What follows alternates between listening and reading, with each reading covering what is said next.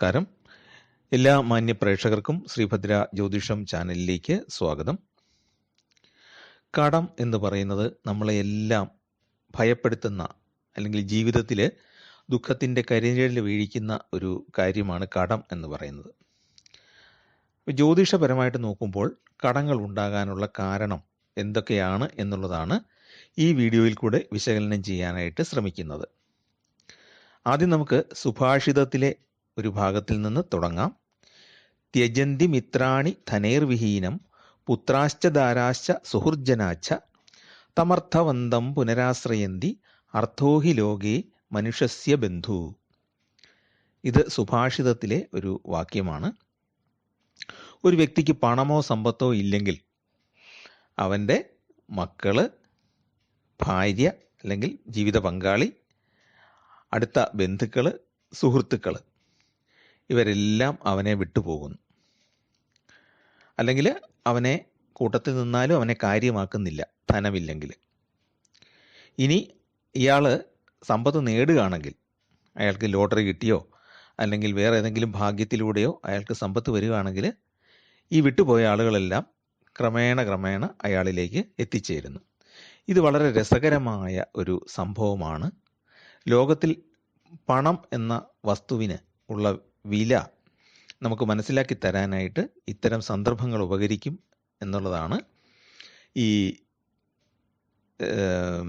സുഭാഷിതത്തിലൂടെ ആചാര്യന്മാർ വ്യക്തമാക്കിയിട്ടുള്ളത്.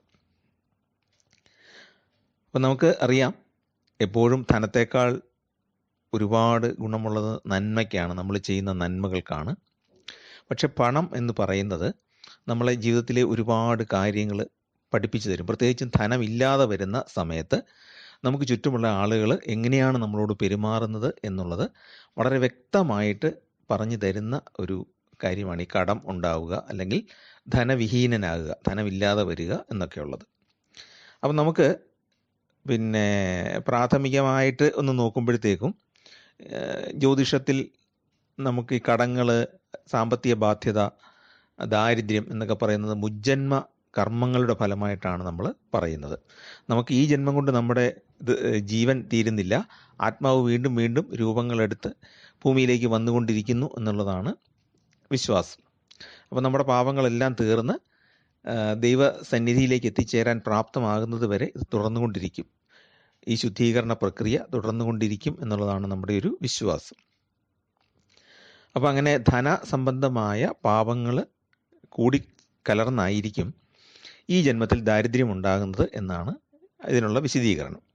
അത് അച്ഛനോടോ അമ്മയോടോ മറ്റ് പിതൃക്കളോടോ ഒക്കെയുള്ള മര്യാദാ ലംഘനങ്ങളാകാം, അല്ലെങ്കിൽ സജ്ജനങ്ങളെയും സാധുക്കളെയും ഉപദ്രവിച്ചതിൻ്റെ പാപമാകാം, അല്ലെങ്കിൽ തന്നെ സ്നേഹിച്ച സുഹൃത്തുക്കളോടുള്ള ഉപകാരസ്മരണയില്ലായ്മ അല്ലെങ്കിൽ സ്നേഹമില്ലായ്മ കാണിച്ചതിൻ്റെ ഫലമാകാം, ബന്ധുക്കളോടോ ഗുരുക്കന്മാരോടോ പ്രായമായവരോടോ ഒക്കെ നിന്ന കാണിച്ചതിൻ്റെ ഫലമാകാം. ഇങ്ങനെ പൂർവ്വജന്മകൃതമായ പാപഭാരമാണ് കടത്തിൻ്റെ രൂപത്തിൽ അല്ലെങ്കിൽ വ്യാധികളുടെ രൂപത്തിലൊക്കെ വന്നു ചേരുന്നത് എന്നാണ് പറയപ്പെടുന്നത്. ഈ വ്യാധികൾക്കുള്ള പ്രത്യേകത എന്താണ്? വ്യാധി വരുമ്പോഴത്തേക്ക്, വ്യാധി എന്ന് പറഞ്ഞാൽ രോഗം വരുമ്പോൾ നമ്മൾ എന്ത് ചെയ്യും? വൈദ്യനെ കാണും, അല്ലെങ്കിൽ ഇപ്പം നമ്മൾ ഡോക്ടറെ കാണും. ചുരുക്കത്തിൽ നമ്മുടെ പണിയെടുത്ത് സമ്പാദിച്ച പണം അങ്ങോട്ട് ഒഴുകുകയാണ് അതിൻ്റെ ഫലമായിട്ട് ഉണ്ടാകുന്നത്. അതുകൊണ്ടാണ് ഈ പൂർവജന്മകൃതം പാപം വ്യാധിരൂപേണ ജായതേ എന്ന് പറയുന്നത് ആയുർവേദത്തിലൊക്കെ. ഇനി നമുക്ക് ജാതകം പരിശോധിച്ച് എങ്ങനെയാണ് ഇങ്ങനെയുള്ള പാപങ്ങൾ നമ്മുടെ ജാതകത്തിലുണ്ടോ അല്ലെങ്കിൽ ഇങ്ങനെയുള്ള ദോഷങ്ങളുണ്ടോ എന്നുള്ളത് മനസ്സിലാക്കുന്നതെന്ന് ചുരുക്കത്തിലൊന്ന് നോക്കാം. അപ്പം നമുക്കറിയാം, രണ്ടാം ഭാവാധിപനാണ് രണ്ടാം ഭാവവും ധനത്തിൻ്റെ ഭാവവും. രണ്ടാം ഭാവാധിപൻ എന്ന് പറയുന്നത് ധനത്തിൻ്റെ അധിപന്യമാണ്, ധനഭാവത്തിൻ്റെ അധിപന്യമാണ്. ഈ രണ്ടാം ഭാവാധിപൻ 8-ൽ നിന്നാൽ അത് ധനം നഷ്ടപ്പെട്ടു പോകും, അല്ലെങ്കിൽ കടബാധ്യത ഉണ്ടാകും എന്നുള്ളതിൻ്റെ സൂചനയാണ്. അതുപോലെ രണ്ടാം ഭാവാധിപൻ 6-ലോ 3-ലോ നിന്നാലും ധനപരമായ ബാധ്യത ഉണ്ടാകും. അതേസമയത്ത് തന്നെ ലഗ്നാധിപൻ ദുർബലനും കൂടെയാണെങ്കിൽ ഈ ബാധ്യത വർദ്ധിക്കും. ഈ ലഗ്നാധിപന് ബലമില്ലെങ്കിൽ നമ്മുടെ ശാരീരികമായ ആരോഗ്യവും കുറവായിരിക്കും, അതുപോലെ തന്നെ നമ്മുടെ ധനഭാവത്തിനും വളരെ ബുദ്ധിമുട്ടായിരിക്കും. രോഗം കാരണം പണച്ചെലവുണ്ടാകും. അതുപോലെ 2-ാം ഭാവാധിപൻ 12-ൽ നിൽക്കുമ്പോഴാണ് ജനിക്കുന്നതെങ്കിൽ ധൂർത്ത് കാരണം പണച്ചെലവ് വർദ്ധിക്കുന്നത് കൊണ്ട് ദാരിദ്ര്യം ഉണ്ടാകും. അടുത്തത് 4-ാം ഭാവാധിപനാണ്. 4-ാം ഭാവാധിപൻ എന്ന് പറഞ്ഞാൽ എന്താണ്? 4 എന്ന് പറയുന്നത് വീട്, നമ്മുടെ ഗൃഹത്തിൻ്റെ ഭാവമാണ്. 4-ാം ഭാവാധിപൻ 8-ൽ വന്നാൽ ആ ജാതകൻ രോഗിയായിരിക്കുകയും അതിലൂടെ ബാധ്യതകൾ വരികയും ചെയ്യും. 4-ാം ഭാവം എന്ന് പറയുന്നത് നമ്മുടെ വീടിൻ്റെ ഭാവമാണ്. വീടിനെ സൂചിപ്പിക്കുന്നു, ഗൃഹത്തെ സൂചിപ്പിക്കുന്നു, വാഹനത്തെയും മാതാവിനെയൊക്കെ സൂചിപ്പിക്കുന്നുണ്ട്. 8-ാം ഭാവം എന്ന് പറയുന്നത് രോഗത്തിനെയും മരണത്തെയൊക്കെ സൂചിപ്പിക്കുന്ന ഭാവമാണ്. 4-ാം ഭാവാധിപൻ 8-ൽ വന്നാൽ രോഗം ഉണ്ടാകാനുള്ള സാധ്യത. അതുപോലെ തന്നെ 5-ൽ ശനി നിന്നാൽ ഭാര്യയ്ക്ക് രോഗമുണ്ടാകും. 5-ൽ ചൊവ്വ നിന്നാലും രോഗം ഉണ്ടാകും. ഭാര്യയ്ക്കോ സന്താനങ്ങൾക്കോ ഒക്കെ രോഗമുണ്ടാകും. 5-ൽ നിൽക്കുന്ന രാഹു ആണെങ്കിൽ പുത്രന്മാർക്ക് അസുഖം ഉണ്ടാകാൻ കാരണമാകും. നമുക്ക് രോഗാതുരമായ ജീവിതവും തരും. 2-ഉം 11-ഉം അശുഭ രാശികളാവുകയും അല്ലെങ്കിൽ അവിടെ പാപഗ്രഹങ്ങൾ നിൽക്കുകയും 6-ാം ഭാവത്തിൽ ചന്ദ്രൻ നിൽക്കുകയും ചെയ്താൽ മാനസിക പ്രശ്നം മൂലം ചികിത്സ വേണ്ടി വരികയും അതിനു വേണ്ടിയിട്ട് വലിയൊരു തുക ചെലവഴിക്കേണ്ടതായിട്ടും വരും. ബുധൻ 6-ാം ഭാവത്തിൽ ശുഭദൃഷ്ടി ഒന്നുമില്ലാതെ നിന്നാലും ജാതകൻ കടക്കാരനാകും എന്നുള്ളതിൻ്റെ സൂചനയാണ്. ഇനി 6-ാം ഭാവാധിപൻ ഒരു ശുഭഗ്രഹമാവുകയും അത് 5-ൽ നിൽക്കുകയും ചെയ്താൽ ധനം നഷ്ടപ്പെട്ടു പോകുന്നതിൻ്റെ സൂചനയാണ്. 2-ാം ഭാവവും 11-ാം ഭാവവും ദോഷകരവും 6-ാം ഭാവാധിപൻ 7-ാം ഭാവത്തിലും വന്നാൽ ഭാര്യയ്ക്ക് ആരോഗ്യ പ്രശ്നങ്ങളൊക്കെ ഉണ്ടായി ചികിത്സയ്ക്ക് വേണ്ടിയിട്ട് നല്ലൊരു തുക ചെലവഴിക്കേണ്ടി വരും. വന്ധ്യതയും ഉണ്ടാകാം, അതിനു വേണ്ടിയിട്ട് ചെലവ് ചെയ്യേണ്ടി വരും. 6-ാം ഭാവാധിപൻ 12-ൽ വന്നാലും ബാധ്യതയുണ്ടാക്കും. പരസ്പരം മാറി മാറി നിന്നാലും ബാധ്യത ഉണ്ടാകും. 9-ാം ഭാവാധിപൻ അല്ലെങ്കിൽ ഭാഗ്യഭാവത്തിൻ്റെ അധിപൻ 6-ലോ 8-ലോ നിന്നാലും കടബാധ്യതയുടെ ലക്ഷണമാണ്. 11-ാം ഭാവാധിപൻ അതായത് ലാഭഭാവത്തിൻ്റെ അധിപൻ 8-ാം ഭാവത്തിൽ നിൽക്കുന്നത് കടം വാങ്ങി ചെലവ് നടത്താനുള്ള പ്രവണതയെയാണ് സൂചിപ്പിക്കുന്നത്. 10-ാം ഭാവത്തിലെ ശനി, അതായത് ജനന സമയത്ത് 10-ൽ ശനി നിന്നാൽ മാതൃപിതൃ ശാപങ്ങൾ ഉണ്ടാകാൻ കാരണമാകും. ഇനി ഭാവങ്ങൾ തമ്മിലുള്ള ബന്ധം നോക്കുമ്പോൾ 6-ാം ഭാവവും 2-ാം ഭാവവുമായിട്ട് ശത്രുഭാവമാണ് 6-ാം ഭാവം. ധനഭാവം എന്ന് പറഞ്ഞാൽ 2-ാം ഭാവം. ഇത് സൂചിപ്പിക്കുന്ന ഒരു വലിയ കാര്യമാണ് ശത്രുദോഷം മൂലമുള്ള ധനനഷ്ടം. 6-ാം ഭാവവും 2-ാം ഭാവവുമായിട്ട് ബന്ധപ്പെട്ടാൽ ധനനഷ്ടത്തിന് കാരണം എന്താണ്? ശത്രുദോഷം ആണ്. അപ്പോൾ ശത്രുക്കൾ എവിടെയോ നമ്മുടെ ധനവരവിനെ ബ്ലോക്ക് ചെയ്യുന്നുണ്ട്. അത് ശാരീരികമായിട്ട് തന്നെയാകാം. എന്ന് പറഞ്ഞാൽ ബിസിനസ്സിലൊക്കെ ആണെങ്കിൽ നമുക്ക് വരുന്ന ധനവരവിനെ തടയുന്നതാകാം. അതല്ലെങ്കിൽ മാന്ത്രിക ക്രിയകൾ, ക്ഷുദ്രക്രിയകളൊക്കെ ചെയ്ത് തടയുന്നതും ആകാം. അപ്പോൾ അത് കണ്ടെത്തണമെന്നുണ്ടെങ്കിൽ ജാതകം നല്ലൊരു ജ്യോത്സ്യനെ കണ്ട് പരിശോധിപ്പിച്ചാൽ മാത്രമേ ക്ഷുദ്രക്രിയകളോ ആഭിചാരങ്ങളോ എല്ലാം ഉണ്ടോ എന്ന് മനസ്സിലാക്കാൻ സാധിക്കുകയുള്ളൂ. 8-ാം ഭാവവും ആയിട്ട് ബന്ധപ്പെട്ടാണ് ഇത് നിൽക്കുന്നതെങ്കിൽ ക്ഷുദ്രക്രിയ സംശയിക്കണം. ഇത് എപ്പോഴാണ്, ആരാണ് ചെയ്യുന്നത് എന്നൊക്കെ ഉള്ളത് കണ്ടെത്തേണ്ടതുണ്ട്. എന്ന് വിചാരിച്ച് അടുത്തുള്ള ആൾക്കാരെയും സുഹൃത്തുക്കളെയോ അല്ലെങ്കിൽ ബന്ധുക്കളെയോ ഒന്നും സംശയിക്കുന്നത് ശരിയല്ല കേട്ടോ. അതൊക്കെ ഒരു അന്ധവിശ്വാസമാണ്. നമുക്കിത് കണ്ടെത്താനായിട്ട് ജ്യോതിഷത്തിൽ നന്നായിട്ട് പഠിച്ച ജ്യോത്സ്യന്മാർക്ക് ഇത് കണ്ടെത്താനായിട്ട് സാധിക്കും. അവർ ചിലപ്പോൾ ആളിനെ പറയണമെന്നില്ല, പക്ഷെ അതിനുള്ള പരിഹാര കർമ്മങ്ങൾ കൃത്യമായിട്ട് പറഞ്ഞു തരും. അതുപോലെ തന്നെ ജാതകത്തിലെ രാഹുവിൻ്റെ സ്ഥിതി, ചൊവ്വയുടെ സ്ഥിതി, ശനിയുടെ സ്ഥിതി, അതും ഗുളികൻ്റെ ഏത് ഭാവവുമായിട്ട് ആണ് ബന്ധപ്പെട്ട് നിൽക്കുന്നതെന്ന് നോക്കിക്കഴിഞ്ഞാൽ പിന്നെ എവിടെ നിന്നാണ് ആഭിചാരം വന്നതെന്നും അല്ലെങ്കിൽ ഏതെങ്കിലും ഒരു പിതൃക്കളുടെ ഏതെങ്കിലും രീതിയിലാണോ ഇത് വന്നിട്ടുള്ളത് എന്നുള്ളതൊക്കെ നമുക്ക് മനസ്സിലാക്കാനായിട്ട് സാധിക്കും. പിന്നെ നമ്മൾ നോക്കേണ്ടത് നമ്മുടെ ദശാകാലം എങ്ങനെയുണ്ട്, ധനഭാവത്തിന് അനുകൂലമാണോ, അതുപോലെ തന്നെ ആ ദശാകാലത്തിലെ അപഹാരകാലങ്ങൾ നമുക്ക് അനുകൂലമാണോ തുടങ്ങിയ കാര്യങ്ങളൊക്കെ നോക്കിയിട്ട് വേണം നമ്മൾ അതിനുള്ള പരിഹാരങ്ങൾ ചെയ്യാനായിട്ട്. എങ്കിൽ മാത്രമേ അതിന് ഗുണം കിട്ടുകയുള്ളൂ. ഇനിയും ചില യോഗങ്ങളുണ്ട്. 7-ാം ഭാവത്തിൽ ബലമില്ലാത്ത ചന്ദ്രനാണ് നിൽക്കുന്നതെങ്കിൽ സ്ത്രീകൾ കാരണമായി ധനനാശം ഉണ്ടാകും. അതുപോലെ 7-ാം ഭാവത്തിൻ്റെ അധിപൻ 3, 6, 8, 12 രാശികളിൽ നിൽക്കുന്നത് സുഹൃത്തുക്കൾ കാരണമായിട്ട് ബാധ്യത ഉണ്ടാകും. അതുപോലെ 8ാം ഭാവത്തിൽ നിൽക്കുന്ന ചൊവ്വ, അതുപോലെ 8ാം ഭാവാധിപൻ ധനഭാവത്തിൽ നിൽക്കുക, ഇതൊക്കെ കടബാധ്യതകൾ ഉണ്ടാകും എന്നതിൻ്റെ സൂചനയാണ്. പിന്നെ നമുക്ക് ഏറ്റവും പ്രധാനപ്പെട്ട ഗ്രഹം ഏതാണ്? പണം നമുക്ക് അല്ലെങ്കിൽ ധനം നൽകുന്നത് വ്യാഴമാണ്. വ്യാഴം 2ൽ നിന്നാൽ ധനം ധാരാളമായിട്ട് ലഭിക്കാൻ സാധ്യതയുണ്ട്. ഈ വ്യാഴം അനുകൂലമായിട്ടാണ് ജാതകത്തിൽ നിൽക്കുന്നതെങ്കിൽ കടബാധ്യത ഉണ്ടായാൽ അത് വീട്ടാനായിട്ട് നമുക്ക് അതിനുള്ള വഴിയും തെളിഞ്ഞു വരും.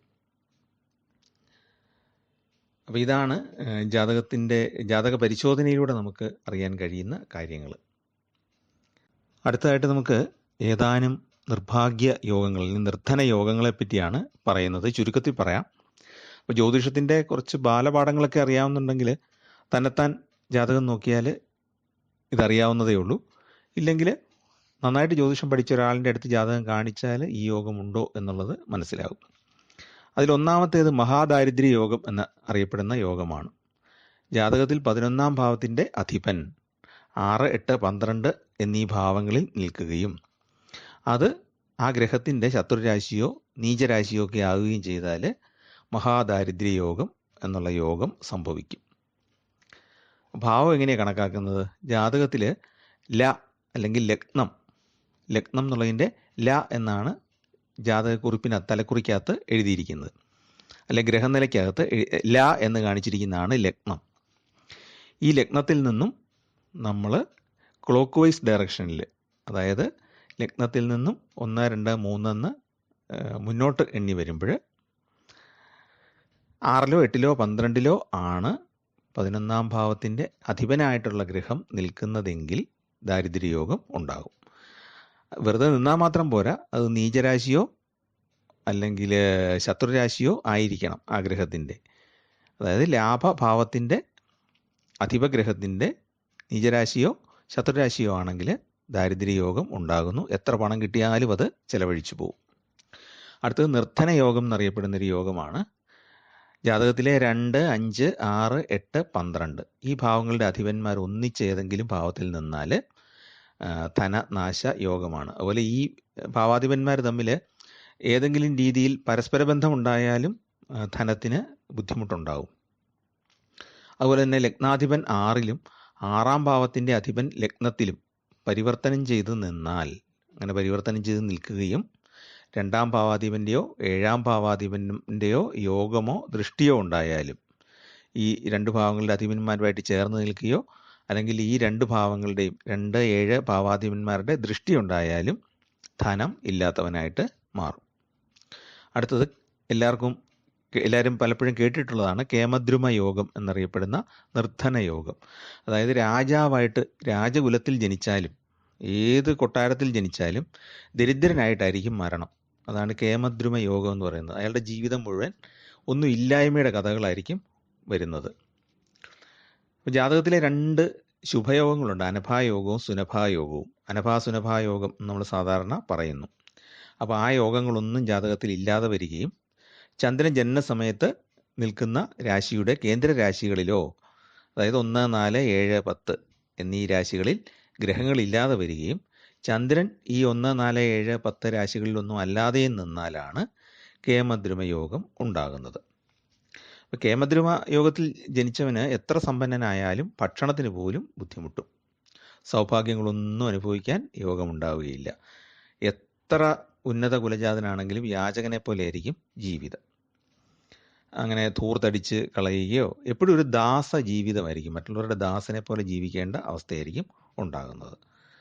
ഇനി മറ്റൊരു തരത്തിൽ കൂടെ കേമദ്രുമ യോഗം ഉണ്ടാകും.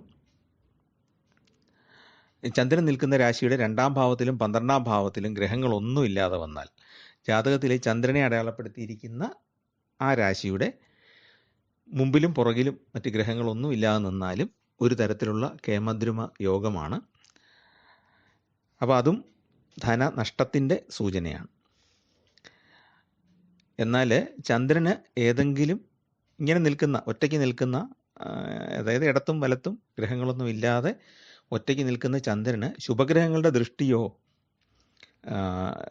അല്ലെങ്കിൽ കേന്ദ്ര ത്രികോണ ബന്ധങ്ങളോ ഒക്കെ ഉണ്ടാകുകയാണെങ്കിൽ ഈ കേമദ്രമ യോഗം കാര്യമായിട്ട് അനുഭവപ്പെടുകയില്ല. അപ്പോൾ നമുക്ക് അറിയാമല്ലോ, ചില ആൾക്കാർക്ക് ചന്ദ്രൻ ഇതായിരിക്കും ചന്ദ്രനിൽ ജാതകത്തിൻ്റെ അവസ്ഥ. ജാതകത്തിൽ ചന്ദ്രൻ ഇടത്തും വലത്തും ഗ്രഹങ്ങളില്ലാതെ ആയിരിക്കും നിൽക്കുന്നത്. പക്ഷേ വലിയ ദാരിദ്ര്യമൊന്നും ഉണ്ടാകില്ല. ഇടയ്ക്കിടയ്ക്ക് ധനത്തിന് ബുദ്ധിമുട്ടുണ്ടാകുകയും പിന്നെ അത് പരിഹരിച്ചു പോവുകയും ചെയ്യുന്ന അവസ്ഥയുണ്ടാകും. അതിൻ്റെ കാരണം എന്താണ്? ശുഭഗ്രഹങ്ങളുടെ ദൃഷ്ടിയോ യോഗമോ അല്ലെങ്കിൽ പിന്നെ മറ്റു ബന്ധങ്ങൾ, കേന്ദ്ര ത്രികോണ ബന്ധങ്ങൾ ഏതെങ്കിലും ഉണ്ടെങ്കിൽ ഇത് നല്ലൊരു അളവ് വരെ പരിഹരിച്ചു പോകും. തീരെ ദാരിദ്ര്യത്തിലേക്ക് പോവുകയില്ല. പക്ഷേ ഏതെങ്കിലും തരത്തിൽ ധനനാശം ഏതെങ്കിലുമൊക്കെ സമയത്ത് ഉണ്ടാകും. ദോഷകരമായ ദശാകാലങ്ങളിൽ അല്ലെങ്കിൽ ദശാപഹാര കാലങ്ങളിലൊക്കെ ഉണ്ടാകും. അടുത്തത് നമ്മൾ പലപ്പോഴും കേട്ടിട്ടുള്ള യോഗമാണ് ഗുരുചണ്ഡാല യോഗം. ഗുരു എന്ന് പറഞ്ഞാൽ വ്യാഴം, ചണ്ഡാലൻ എന്ന് പറഞ്ഞാൽ രാഹു. പിന്നെ ജനിക്കുന്ന സമയത്ത് വ്യാഴവും രാഹുവും കൂടെ ചേർന്ന ഒരു രാശിയിലാണ് നിൽക്കുന്നതെങ്കിൽ ദാരിദ്ര്യം അനുഭവിക്കുന്ന ഗുരുചണ്ഡാല യോഗം അയാൾക്കുണ്ട് എന്ന് പറയാം. ഗുരുചണ്ഡാല യോഗത്തിൻ്റെ ഏറ്റവും പ്രധാന ലക്ഷണം എന്ന് പറയുന്നത് അലസതയാണ്. എന്ന് പറഞ്ഞാൽ ഒരു ജോലി ചെയ്യുന്നു, അത് പൂർത്തിയാക്കാൻ കഴിയുകയില്ല, അല്ലെങ്കിൽ മടി തോന്നുന്നു ജോലിക്ക് പോകാൻ. അതുപോലെ തന്നെ ബിസിനസ്സിലാണെങ്കിലും നമുക്ക് ആദ്യമൊക്കെ ഉത്സാഹമായിരിക്കും, പിന്നെ പിന്നെ മടി തോന്നുന്നു. അപ്പം പിന്നെ രാഹുവും വ്യാഴവും കൂടെ ചേർന്ന് നിന്നാലുള്ള ഈ യോഗത്തിൻ്റെ ഫലമാണ് ഇത്.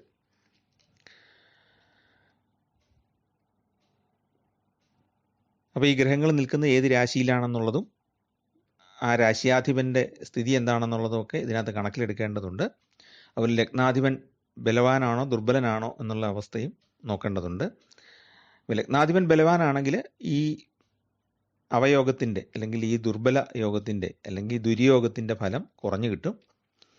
അതല്ല ലഗ്നാധിപൻ തീരെ ദുർബലനാണെങ്കിൽ ഈ ദോഷഫലം കൂടിയും ഇരിക്കും. അതുപോലെ തന്നെ വ്യാഴത്തിൻ്റെ സ്ഥിതി, വ്യാഴം നീചരാശിയിലുമൊക്കെ ആണെങ്കിൽ വല്ലാത്ത ബുദ്ധിമുട്ടായിരിക്കും.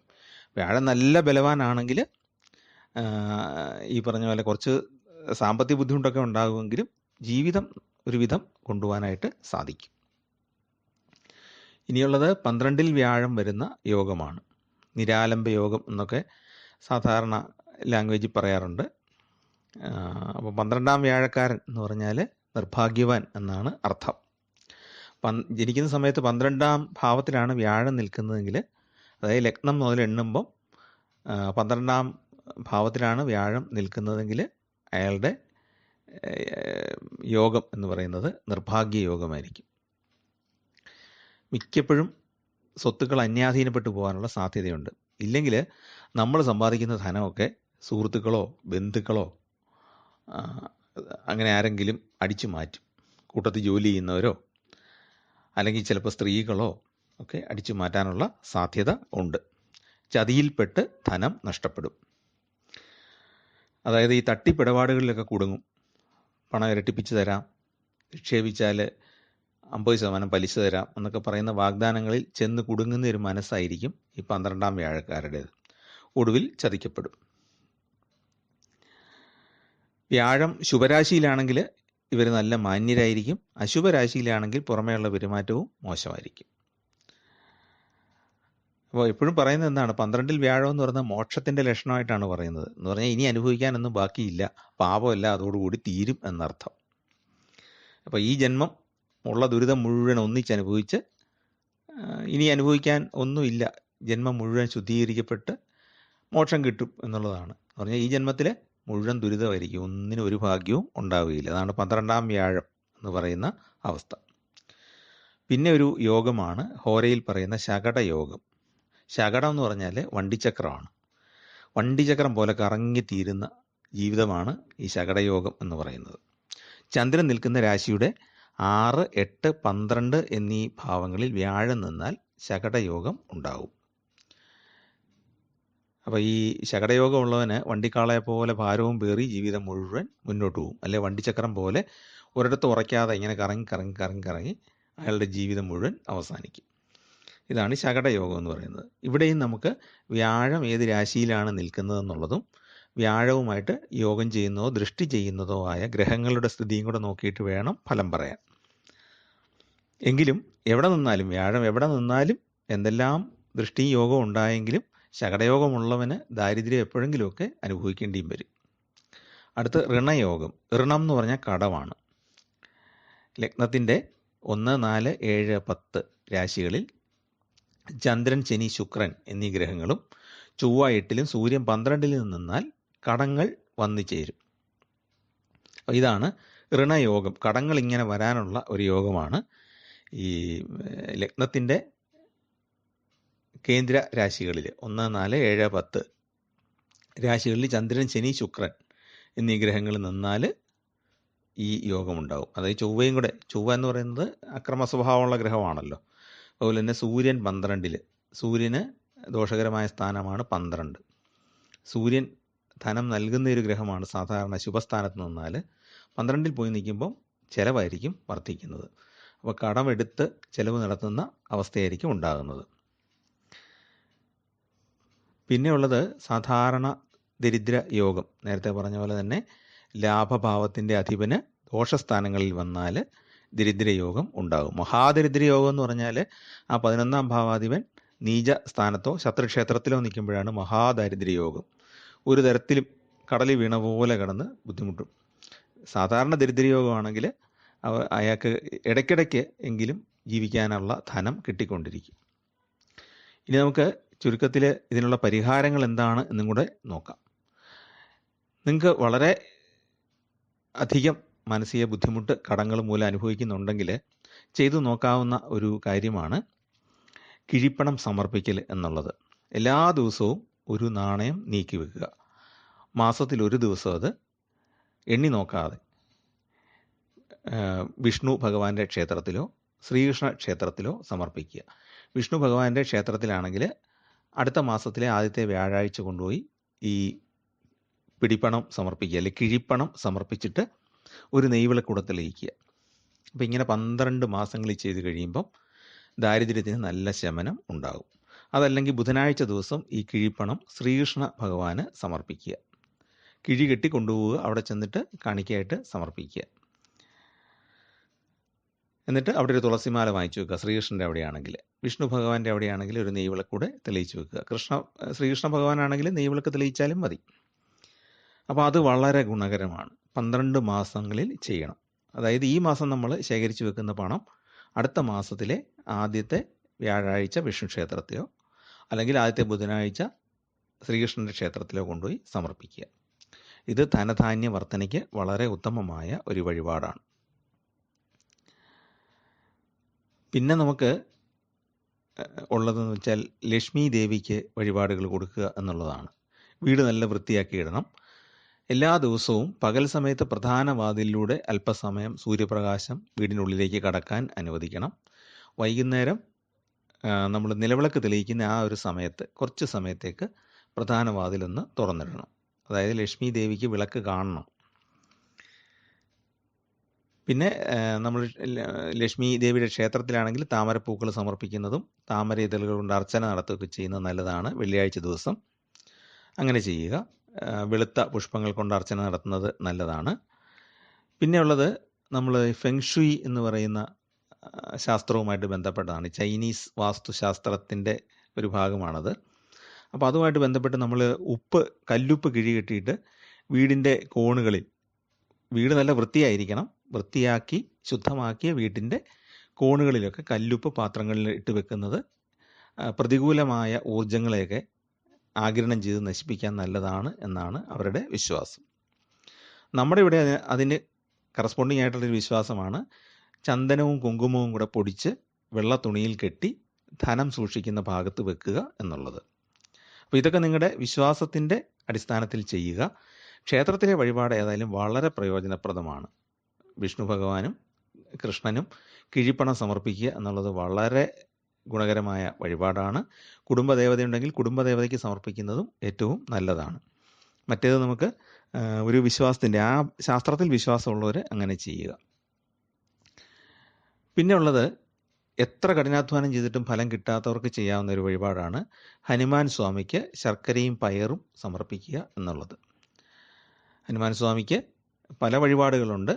വെണ്ണ സമർപ്പിക്കാം, നെയ്വിളക്ക് സമർപ്പിക്കാം, പുഷ്പമാല സമർപ്പിക്കാം, തുളസിമാല സമർപ്പിക്കാം. തുളസി പൂക്കൾ കൊണ്ട് അർച്ചന നടത്താം. ഇതെല്ലാം ചെയ്യാം. രാമനാമവും ഹനുമാൻ്റെ മന്ത്രങ്ങളൊക്കെ ജപിച്ച് ഇത് ചെയ്യുന്നത് ഏറ്റവും ഉത്തമമാണ് വ്യാഴാഴ്ച ദിവസം. അപ്പം ശർക്കരയും പയറ് സമർപ്പിക്കുക എന്ന് പറയുന്നത് നോർത്ത് ഇന്ത്യയിലാണ് ആചാരങ്ങൾ കൂടുതൽ. ഇവിടെയും നമുക്ക് ചെയ്യാവുന്നതാണ്. ക്ഷേത്ര ശാന്തി അല്ലെങ്കിൽ തിരുമേനി അത് വാങ്ങിച്ച് സമർപ്പിക്കാൻ തയ്യാറാണെന്നുണ്ടെങ്കിൽ ശർക്കരയും പയറും സമർപ്പിക്കുക. അത് നമുക്ക് പ്രസാദമായിട്ട് തിരികെ തരികയും ചെയ്യും. അപ്പോൾ ഹനുമാൻ്റെ മന്ത്രങ്ങളും നാമങ്ങളും ഒക്കെ അവിടെ നിന്ന് ജപിക്കുന്നത് ഏറ്റവും നല്ലതാണ്. ഹനുമാൻ ദാരിദ്ര്യ ദുഃഖം മാറ്റാനായിട്ട് വളരെയേറെ നമ്മളെ അനുഗ്രഹിക്കുന്ന ഒരു ദൈവമാണ്. അപ്പോൾ അങ്ങനെ അവിടെ ഒരു അർച്ചനയും ഒക്കെ കൊടുത്തിട്ട് പോരുകയാണെങ്കിൽ ഇങ്ങനെ നമ്മൾ 12 വ്യാഴാഴ്ചയാണിത് ചെയ്യേണ്ടത്. അപ്പോൾ ഇത് ചെയ്താൽ കടങ്ങൾ നല്ല തോതിൽ കുറയുകയും ജീവിതത്തിലേക്ക് ശാന്തി വന്നെത്തുകയും ചെയ്യും. അപ്പോൾ നമുക്ക് ഏതൊരു പൂട്ടുണ്ടാക്കിയാലും അതിനൊരു താക്കോലും ഉണ്ടായിരിക്കും എന്ന് പറയുന്ന പോലെ നമ്മുടെ മുജ്ജന്മ പാപങ്ങൾ കൊണ്ടൊക്കെ എന്തെല്ലാം ദാരിദ്ര്യ ദുഃഖം ഉണ്ടായാലും അതിൽ നിന്ന് അല്പമെങ്കിലും മോചനം നൽകുന്നൊരു താക്കോല് ജ്യോതിഷം നമുക്ക് തരുന്നുണ്ട് എപ്പോഴും. അപ്പോൾ അതുകൊണ്ടാണ് ഈ പരിഹാരങ്ങളും കൂടെ പറഞ്ഞത്. അപ്പം നിങ്ങളുടെ വിശ്വാസം അനുസരിച്ച് നിങ്ങൾ പരിഹാരങ്ങളൊക്കെ ചെയ്യുക. ഹിന്ദുമതത്തിൽ മാത്രമല്ല, ക്രിസ്ത്യൻ മതത്തിൽ അതിനുവേണ്ടിയുള്ള പ്രത്യേക പ്രാർത്ഥനകളുണ്ട്. ഇനി ആ പ്രാർത്ഥനകളൊന്നും ചെയ്യാൻ വിശ്വാസമില്ലാത്തവരാണെങ്കിൽ നിങ്ങൾ ഏത് ദൈവത്തെയാണോ ആരാധിക്കുന്ന, മാതാവിനെയാണോ അല്ലെങ്കിൽ മറ്റേതെങ്കിലും രീതിയിലാണ് ആരാധിക്കുന്നതെങ്കിൽ അവിടെ തിരി കത്തിക്കുക. നിങ്ങളുടെ വിശ്വാസം അനുസരിച്ച് 11 തിരി തെളിയിക്കുക. 11 എന്ന് പറയുന്നത് ലാഭവുമായിട്ട് ബന്ധമുണ്ട്, അതുകൊണ്ടാണ് 11 തിരി തെളിയിക്കാനായിട്ട് പറഞ്ഞത്. അതുപോലെ തന്നെ മോസ്കുകളിൽ, മുസ്ലിം പ്രാർത്ഥനാലയങ്ങളിലും ഇത്തരം പ്രാർത്ഥനകളുണ്ട്. ഖുറാനിലെ ചില പ്രത്യേക വചനങ്ങൾ ചൊല്ലിയുള്ള പ്രാർത്ഥനകൾ അവിടെ ഉണ്ട്.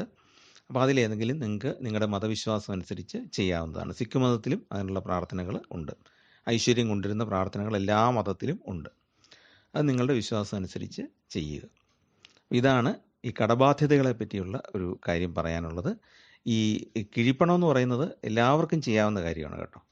ദിവസേന ഒരു നാണയം, ഇത്ര രൂപയുടെ ഒന്നുമില്ല, ഒരു നാണയം എടുക്കുക, മാറ്റി വെക്കുക, അത് നമ്മൾ ഈശ്വരന് സമർപ്പിക്കുക. അത് ഒരുപാട് ഗുണം ചെയ്യും. അപ്പോൾ അതൊന്ന് ചെയ്തു നോക്കുക. അപ്പം ചാനലിൽ പറയുന്ന കാര്യങ്ങൾ ഇഷ്ടപ്പെട്ടെങ്കിൽ ദയവായിട്ടൊന്ന് സബ്സ്ക്രൈബ് ചെയ്യുക. നിങ്ങളുടെ കൂട്ടുകാർക്കും ബന്ധുക്കൾക്കും ജ്യോതിഷ താല്പര്യമുള്ളവർക്കും ഒന്ന് ഷെയർ ചെയ്ത് കൊടുക്കുക. എല്ലാവർക്കും ദൈവാനുഗ്രഹം ഉണ്ടാകാനായിട്ട് പ്രാർത്ഥിക്കുന്നു. നമസ്കാരം.